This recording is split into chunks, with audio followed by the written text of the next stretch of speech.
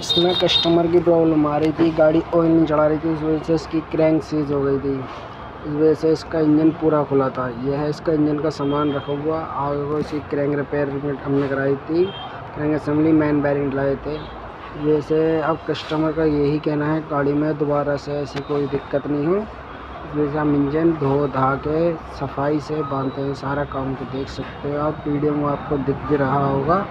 इसलिए इंजन साफ़ सुथरा से बांधो तो ज़्यादा अच्छा चलता है।